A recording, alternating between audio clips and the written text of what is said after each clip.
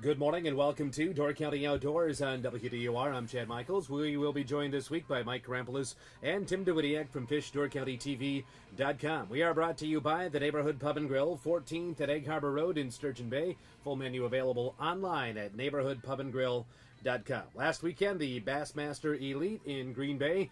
Tim and Mike were down there most of the weekend. We'll discuss this week on Door County Outdoors. Tim and Mike joining us this week on Door County Outdoors, now on WDOR. And guys, well, holiday weekend, what a steamy, hot weather week it was. Yeah, it was. And, last week we were down at that Elite Series tournament, and it was no cooler down there, except the one day. It was kind of funny. The first day we were down there, it was kind of funny. It was like a front that come through. But for the most part, real hot conditions down there. And, being from up here, when you're down there, it's 95, 97. Now, not that we had that temp, but it was sure nice to get back in town. So. Well, those guys thought it was actually pretty cool. Those guys from Alabama and Arkansas, they were complaining it was 105, 108 where they were, so they didn't think it was so bad, but we did. Yeah, we talked about it last couple of weeks, really, about the tournament, a couple of different points and all the controversy last week and, the boundary and all that. So when it's all said and done now, what was the feeling? What was the talk at the tournament last week when you guys were down there? Well, it's kind of interesting. I think, one of the cool things that we were able to do when we were down there is that, I think we said last week that, the tournament itself gave us full cooperation. It gave us full access to everybody. So in the next few weeks, you're going to probably see a whole bunch of interviews because we did a whole bunch of interviews. And, Mike and I both asked a lot of those guys that question. I guess the consensus you would say is that they would have wished that it was open. Some of them wished it was more. Some of them had a little bit more to say about that. But for the most part, I think they all wish that the boundaries would have been open. Some of them said, hey, it is what it is, and, we have to go find and catch those fish. And you had a few of those as well. But I think the consensus, at least from the fishermen, I think Mike would agree, was that they wanted it to be open. And it's kind of interesting because those guys would be the first to admit, with just a few exceptions, that most of them have never fished this body of water at all, never been on it. So a lot of what they're saying is based on reports and kind of hearsay, so to speak, even though it's true, about, like, they kept referring to it as the promised land up north, that they were cut off, of course, by Sherwood Point. And I think they were as intrigued by what was up north, the areas that Tim and I fish a lot, obviously. Not necessarily that they didn't enjoy the fishing or that there wasn't good fishing south, but I think they heard so many stories that they became intrigued by the possibilities that were up north. And I think as much as anything else, they wanted to explore it because it's a kind of a totally different fishery from the southern end that they ended up fishing. And here, think of it this way. In fact, when you're down there, you try to be, as you taught us, Chad, real, calm, neutral. But the thought did cross my mind many times. When you look at the stats of the Sturgeon Bay Open tournament, how many times was that tournament won south? A few times up north, but for the most part, that pot of those bigger fish just tend to be south now.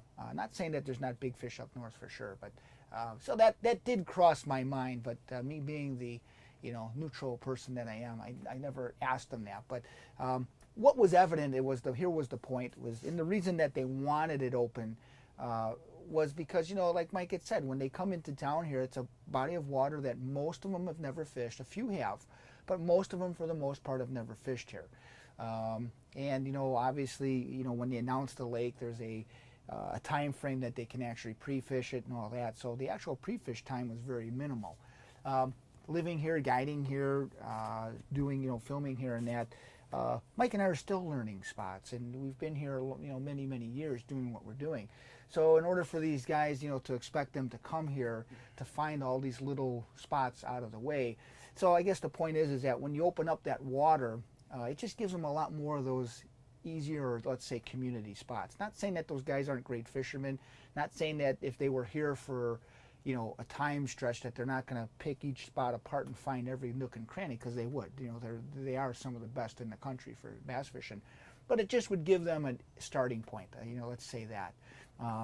Well, it's true, because if you look at the lower bay, we've talked amongst ourselves and then with other guys who fish as much almost as we do, And there were a lot of fish, winning fish, that those guys ran over to get to little sturgeon, and Riley's and Sandbay were the majority of the boats fished. And case in point, the winner, Jonathan Van Dam, actually fished well south of Sturgeon Bay. So there's a lot of big schools of fish down there. The problem is the lower bay, as we all know, fishes way differently than the northern parts of the bay, even little sturgeon, especially north. To try to narrow that water down on the lower bay, being it's pretty monotonous in its structure for the most part, it's too vast for the period of time that they had to actually pre-fish it. So had they been allowed to go north, that as they would have hoped, they would have been fishing structure that they're a little more familiar with and more accustomed to, especially when you hear smallmouths. And so, granted, would the winning weights been much bigger than Van Dam caught? Maybe not, but we would have seen a bigger average size for sure from the top 25. And the issue was that there was definitely a line when you take, what was it, 98 guys I think 90, fished. just under 100, yeah. And so when you look at how many people actually caught limits of fish and how many caught those numbers were down. But the guys, the top 12, they were on them. They caught fish. One of the guys had a breakdown, so that cost him on that final day. But they caught fish. They found those fish, and it was kind of interesting. And it's kind of like what I said last week. I said, one of the nice things about having a tournament like that come here, and when there is restrictions, is that it hopefully it would develop or at least showcase some of those spots that most people don't think about. And for the most part, it did a little bit, because the winning weight come out of south, which was not in a spot that people would normally go to fish smallmouths. And so that's going to be on TV. People will see that, and then all of a sudden what happens is people watch that and they go, oh, okay, so there are fish other than in little sturgeon, Riley's, or Sandbay, or the flats, or any of those spots up north. And it's typical of what Mike and I find. They couldn't fish the flats, though, right? They couldn't fish the flats. In fact, they were cut off. I think Sherwood Point was the cutoff, but the way the angle came, I think it went to O'Connell. Yeah. So the way the angle was, they could only fish part of Larson's even the lower end of Larson's. But not even some of the good spots there. Yeah, so. but and I just think of the water. Initially when we heard about it, you're like, well, geez, it's they got a huge body of water to fish and this and that. But then after talking to the guys and just understanding their scenario, what they're in. Okay, it would have been nicer for them to have at least a starting point. So if they could have went up north or could have went on the lakeside, at least they would have a starting point. So typically I think that's what you see is guys will get into an area and then they'll take that area apart, and they'll just try to find every nook and cranny, that's there. And let's face it too, it's kind of ironic because of all stretches of weather. Look what we've had for wind this year. We've talked about on shows before. This was the flattest period of 4 or 5, almost a week or two now, that we've had all season. So these guys now, they're drooling over the possibility of running 60, 70 miles up north or to the lake, even if that would have been an option. Whereas had we had the weather we had for most of spring, they'd have been in the river or 10 miles north. It would never been an issue. Well, it was funny. One of the guys said on the TV, he said, he goes, I thought that it gets rough here. He says, this is nothing. Yeah. So we all said, just wait a minute. You'll see what rough can be here. Yeah, I want to go a couple of different ways with this discussion. But there's about the boundary, there's two schools of thought. There's one that I'm sure there's the fishermen or those guys that say, well, just let them go anywhere. But then there's the other side. Well, these are the best of the best of the best. They should be able to catch fish no matter. 98 fishermen for the miles of shoreline that they had, east and west side. There was a lot of space. Still. They weren't jammed in. But here's the thing, though. When you and it is true what they say. If you look at a topographical map, or say you got a navionics chip in your Lowrance, you can blow up and look at the spots. When you look at our side, especially when you get north, if you've never been here, you could just plug that thing in and look at spots and go, that might be good. That might be good. A lot of the stuff south, a lot of the West Shore stuff, there's great spots there, but it doesn't come out and jump on you.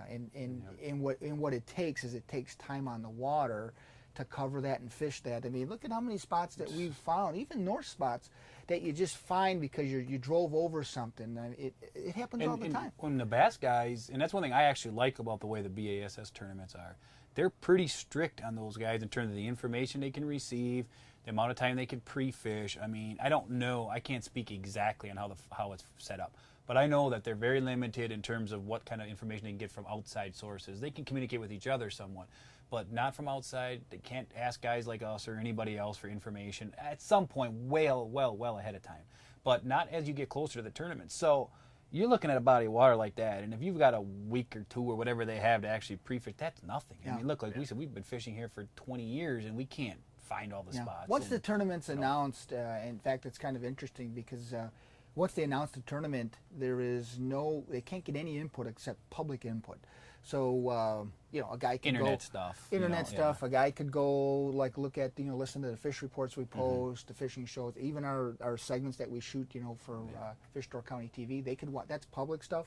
But they can't, like Mike said, they can't call us up. Nope. In fact, how many times... well, I put a block on my phone just so I didn't get any call. You were tired of getting them, right? Yeah.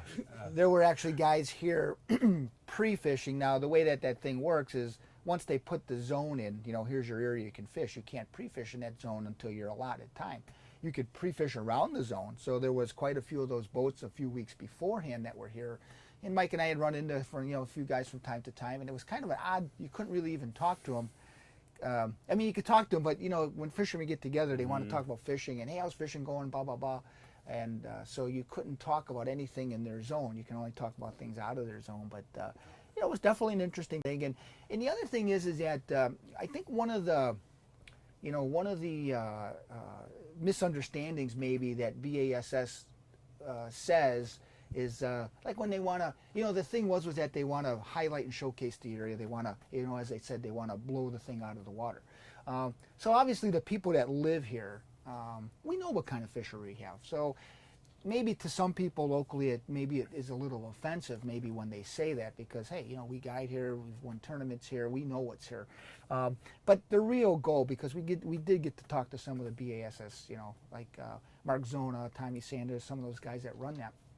And the thing is that they want to showcase the area to people that don't even know that this exists. And that's really the key. That's the whole issue. I mean, you look at the boundaries the way they're set up, and like we've talked 100 times. I mean, it's not which side are you on necessarily, because everything was done with the best of intentions. I don't care whose side you're on. But the issue with the boundaries, the one that I hope doesn't get overplayed by either side, is the fact that they're feeling like they didn't get a chance to showcase the fishery, and there's going to be some negative comments. We've seen it on the internet about how it was set up and how it played out. And look how good of fishing it actually was. Like those guys said, 16, 17, 18 pounds a day. Most places you go to, that's outstanding. But because of this, feeling that had they been able to go somewhere else, it could have been incredible. I mean, who knows? Had they gone up north, had the fishing been outstanding, who knows what the weights and who knows what Sturgeon Bay would have been played out as you're going to watch it on ESPN. Yeah. That's going to be the issue. Let's go in a couple of different directions. Then it was won by Jonathan Van Dam. Was that his first career win on the? It was his first Elite Series win. It was his first major. He's won another tournament, but it was at one of the, not at the Elite Series, not at that level. He's from Kalamazoo, Michigan. Mm-hmm. He's the nephew of Kevin that everyone knows. Yeah. So right. that name in the fishing world is huge, right? Yeah. Yeah. I mean, for them to come, they're going to get plenty of playoff at just putting Van Dam wins Green Bay. Absolutely. That alone. Yeah. Well, and here's the thing. If you're not in the fishing industry, Van Dam doesn't mean anything to you. Right, but I'm saying to the fishermen. But the fisherman, Van Dam is, say a Bart Starr or, Walter Payton, let's say, in the sports industry. Yeah, he's the Jordan fishing. I don't know why I had to mention a Bears. Yeah. Well, we got to throw that in. You did okay with that. Got to throw that in there. So we'll see who said first. Yeah. So when you when you throw that in there, the interesting thing was that here his nephew's fishing, and Kevin's done everything. He can't really do anymore. He's done it all. He's won over $5 million. Yeah. Think of the pressure that is on this young guy because he has the Van Dam name, and in fact, he's like early to mid 20s. 23, I think he said. They market him. He's JVD. It's KVD and JVD, and they actually BASS has put that pressure on him, and it's really probably a great thing that he won this because probably see a little bit of that pressure go off because right away him and his uncle got to fish the same tournaments together. I'm sure that they fish together. I'm sure that they work together to a certain extent. But the pressure that is on a guy like him is really, really phenomenal. And I see kind of what you said, Chad. I see it as a big positive for the whole event that he actually won it. Because with all due respect to all the other guys, had somebody won it who the bass fishing world is not overly familiar with, and with all the other issues that went on with the tournament, that could have been way more highlighted than it is going to be probably now, because now the focus is going to be on, hey, a new Van Dam, so it may help alleviate some of the controversy, for lack of a better word. I'm just barely smart enough to stay upright, but the only thing else that would have been Skeet Reese. Yes, as far as another one. other than a Van Dam, right? Wow, where did you pull that one out Yeah. of? I heard something earlier. I'm pretty impressed, yeah. But you know what? Saw his as truck. far as a publicity aspect, Absolutely. And what's funny is, the whole thing about that how that tournament works, and until you get behind the scenes and you see it, it's they basically try to build it or sell it as like a NASCAR. I mean, obviously it's not NASCAR, but I know that's you said that a lot, kind of talking on the phone, but that's the how guys they. roll in, they got the sponsorships, But they that's got how all they the build fancy it. rigs. Yeah, They that's have how to- they build it. They have to fish out of a wrapped boat, Yeah. mandatory. Yeah, you know. and the only thing is, it's like in any sport, there's always, out of 100 guys, there's always a handful of guys that are the money winners, the breadwinners, and then there's always the contenders behind them, and there's some up and comings, and maybe Jonathan Van Dam, maybe that'll be his calling card to, step it up, and but it was it was really an interesting thing. It was interesting to see a lot of those guys, and some of the guys you thought might do better didn't do better, and some of the guys you thought, well, I don't know how he's going to do, wound up doing well, and but it was kind of interesting that we really got to give those guys thanks, because they gave us full access, probably because we said we were with the radio station. Yeah, that carries some weight. Yeah, Since actually, 1950. We pulled out every card we had. yeah, actually they threw us out because of that. So. But it was really cool, and the one thing that we enjoyed is, one thing that Mike and I noticed is, all the other media that was there, they're there for the money shot, they're there for the, hey, here's the winner, boom, and they're out of there. And Mike and I were like, well, we have all this access to all these guys standing around, and we talked to all of them. And, like we said, in the next probably month or two, we have all these interviews. They're probably 3 to 5, 6 minute interviews. Talk to all these, guys, the Van Dams, the Dean Rojas's, the, Skeet Reese's, Tommy Sanders. I was amazed. I mean, I anticipated, because I've been to a few things with those guys.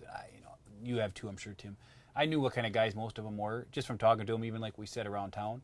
But I was amazed at how accessible they were, how friendly, not just with us, but I mean, kids coming up, they would stand there and sign every autograph until everybody got it. I mean, there was never, hey, I got to go do this, or I got to do that. It was impressive. I mean, and they may not be, obviously, they're not the level of athletes that you're going to see like on an NBA or an NFL team, obviously.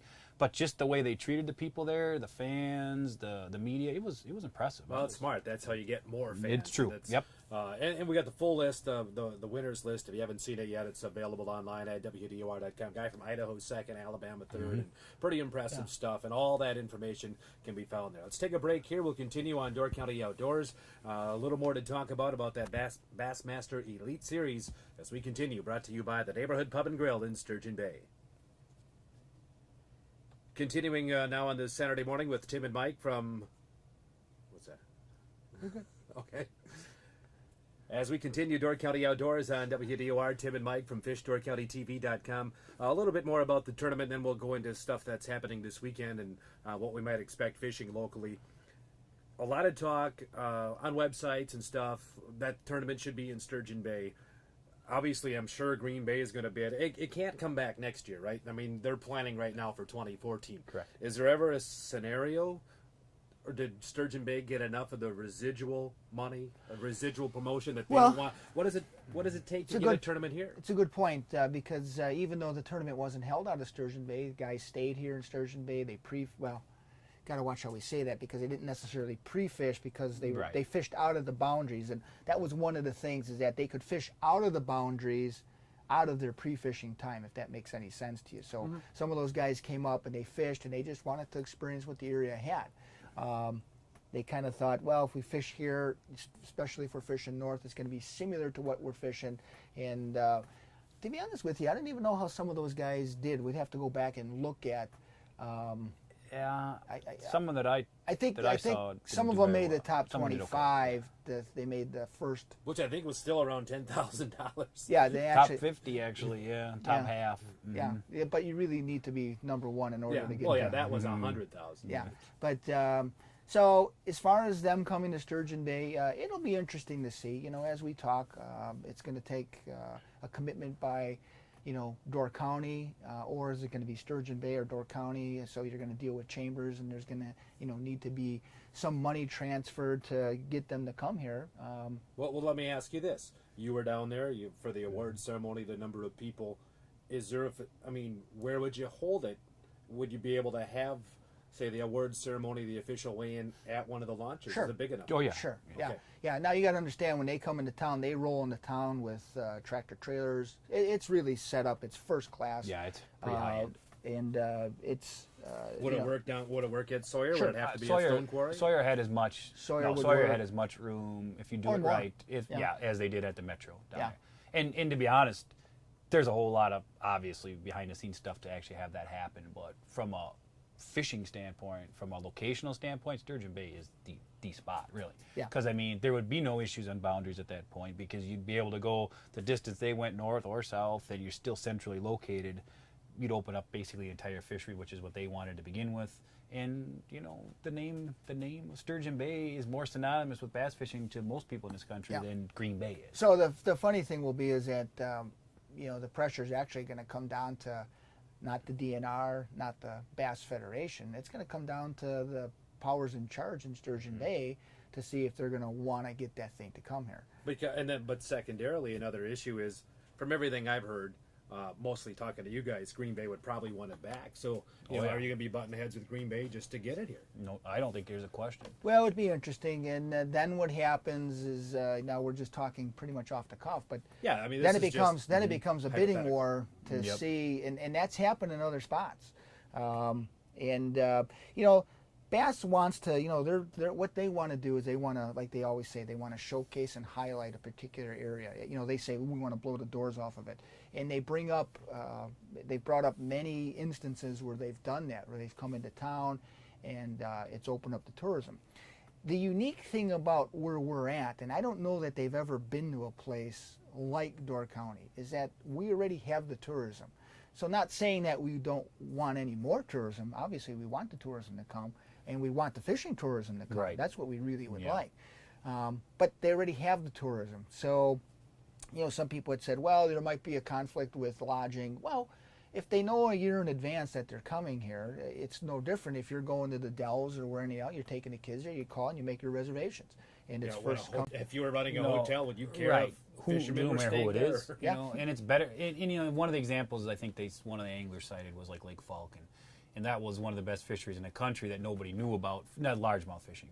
And they went down there and put some of the biggest weights up they've ever seen in their tournament history. And then now Lake Falcon is one of the premier destinations for anglers to go. You know, if you want to go on a trip down south to fish, you know, that's one of the premier spots now, you know, along with Okeechobee in Florida and all those kind of places that have a well-known name already. They helped establish Lake Falcon as one of these premier destinations, and that was kind of what we heard a lot of. Had we been able to do what we wanted originally to do, Sturgeon Bay could have been in the same boat had they gone up here. Now, whether that happens or not, there's a million factors involved. Weather, fish biting during that stretch, of course, that all plays a role. But that was the argument we heard. So Yeah, see, it's hard to, you know, here's the hard part about this is that, you know, we've had the Sturgeon Bay Open Tournament's been here for 25 years, correct? 20-something, yeah. Yeah. Okay. So, and that's, you know, that's the heaviest weights you're going to see for the most part, yeah, you know, in a tournament. timing. So I think their impression is that they think that they could come here at that time frame in July and maybe beat that. I don't know if that's a feasible thing, Yeah. you know, because, and maybe that's where some of the rub is, you know, when they come into town and they say, well, we want to showcase this fishery, and everybody that's fishing tournaments here for the last 20-some years goes, hey, we what are you talking about? We've been fishing here. We've won tournaments here. We know what the fishery's like, and we, you know, and to say that you guys are going to come in here and, you know, catch a heavier weight than, you know, that. So on the local end of it, there might be a little rub there. But again, Bass, they just want to, you know, they want the people down in Texas, Yeah. in Florida, in Alabama to Yeah. go, holy smokes, that's a phenomenal, Illinois, Ohio, Yeah. even those guys. phenomenal, I mean, you know, it's a phenomenal smallmouth fishery, and that's what their goal is. and they do it right. That's the thing we got to remember. Not only do they do it right from a tournament standpoint, because they are where they are for a reason, but their broadcasts. I mean, and I think that show is going to be on within the next either this weekend or the following weekend, from what we are told. Last week I saw that the lacrosse show was on. That was okay, before so Green Bay. So it might be on this weekend, and for sure probably the following weekend at the latest. And watch how they do it. I mean, it's worth watching because they do it right, and if the situation plays out well fishing-wise, it really impresses people. I mean, and they, it's not like some of the shows you see. Some of the tournaments get kind of bad. These guys do it right. Whether it comes to Sturgeon Bay or not, it's going to come down to money. What you're going to get back out of your investment, and those that know a lot more about us than us as far as whether it's worth that investment. We'll decide. We'll see if it does come here, but it can't be next year. We know that for sure. Yeah, the interesting thing. One last thing is that the volunteers that. That's the one thing we didn't bring up. Yeah. But Chris Johnson has been a fan of the show. We've filmed with him a bunch, and so he belongs to that chapter for Green Bay for bass. Well, when they come into town, the local chapters, they take all their guys, and those local guys volunteer their time and help. It's kind of a neat thing because it's it's a feeder system that all these guys that are all in these chapters of BASS, they come volunteer their times, and so he's. See a lot of guys down there helping out, and you got to give them credit. They did a great job. The city of Green Bay did a phenomenal job where they had it. Was good. Parking was okay. There was a lot of people there, and people had to park pretty far away. But the event, the way it was run well. I don't know that we could say anything better. I mean, whenever you have something for the first time you can always say, well, maybe this, maybe. But it was run pretty well. As far as the numbers game, the Sturgeon Bay Open has been as big as 240. This thing, the Bassmaster, limited to 100 boats. So, like you say, the room is available here if that's what they decide they want to go. The last couple of minutes here on Door County Outdoors. It's probably going to be a busy traffic weekend on the water. Just kind of pay attention to everybody. It's been a strange week, because the holiday falling midweek. Didn't see a whole lot of tourists. I'm still trying to figure out what's kind of going on in a way. But maybe the weather's has had a lot to do with the heat and that. But it's going to be interesting out on the water. I mean, it's like any other year. But the salmon bites finally. People are, at least from out of town, they're starting to show up. So there's been a lot of traffic out there. But the one nice thing about let's talk about bass fishing here in the county is that as Mike and I know, you can pretty much go out if you're willing to travel and trailer your boat. You can pretty much fish your own water for the most part. And now the island, Washington Island's open up, so that opens up how many more square miles of fishing. So from that standpoint, there's always a place to get out and go. Even salmon fishing, The one nice thing with what we're doing and showcasing a lot of the different ports and a lot of the different locations to fish out of, not just be it for bass or walleyes, but salmon too.